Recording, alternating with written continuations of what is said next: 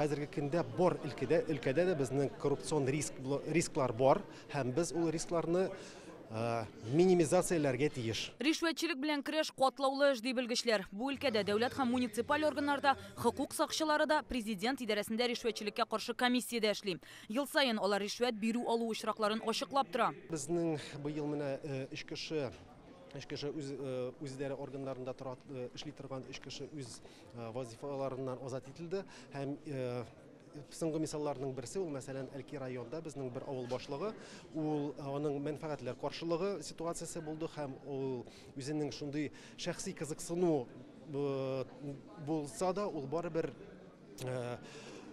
хозяйственный книгалардан выпискалар ясап үз иренә җир бирде.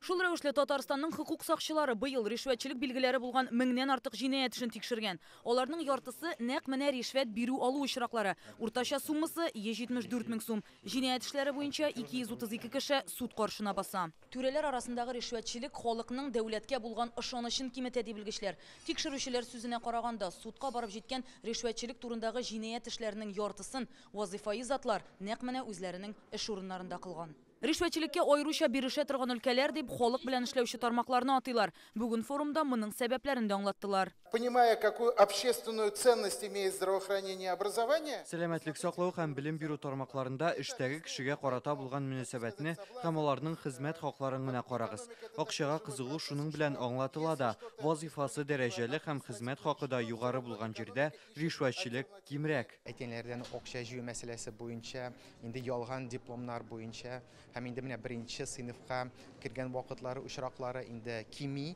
моны дөрес итеп әйтергә кирәк, әмма ләкин алар бар. Менә ел белән чагыштырганда безнең 2020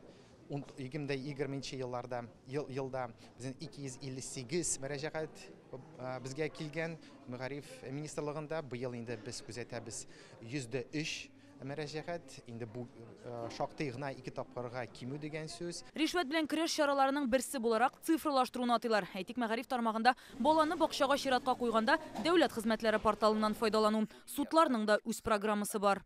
Вместе с тем, чтобы этих разговоров не было, сделали автоматическое распределение, которое... Махсус программа ярдәмендә җинаять эшләре судьяларга автомат рәвештә бүленә. Кайсы судьяга нинди эш эләгәсен компьютер бүлә. Димәк, кеше судка күбрәк ышана башлый. Трак коммуналь хуҗалык тармагында да эшлисе эш күп булуына басым ясалды. Халыкка түләгән акчасы кая китә һәм нәрсәгә тотылганын ачык итеп күрсәтергә кирәк дигән фикер яңгырады. прием граждан проводим вместе с вами, да? Халыкны кабул иткәндә иң күп сораулар трак коммуналь хуҗалык тармагына кагыла. Проблемалар бар. Без барыбыз да бу өлкәдә зыян күрүчеләр. Конечно, вот только с этим обращением работать. Шушы өлкәгә генә кагыла, шушы өлкәдә күбрәк дию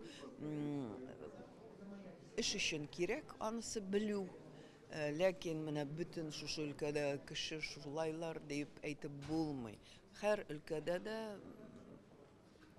бик намуслы хезмәт иткән кешеләр һәм күпчелекләр алар шул, мәсәлән, шул ук табиблармы, укытучылармы. Форумда яңгыраган тагын бер фикер алдагы елларның берсен ришвәтчелеккә каршы көрәш елы дип игълан итү. Бүген бу тармак